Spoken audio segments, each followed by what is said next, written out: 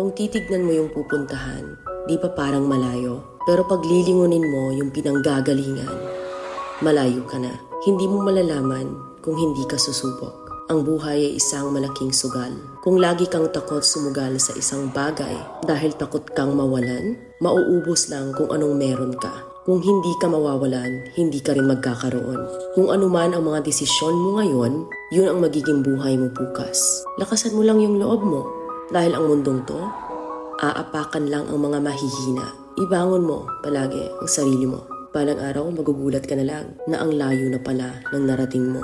Kahit mabagal ang progress, basta may usad at kumikilos ka, okay na yan. Wala tayong magagawa. Ganyan talaga ang proseso ng buhay. Lahat tayo nakakaranas ng hirap. Hindi natin alam kung hanggang kailan tayo dito sa mundo. Kaya mas piliin mo maging mabuting tao. Ang pinakayaman na maituturing natin sa sarili ay ang ating mga pangarap. Kapag handa kang abutin yung mga pangarap,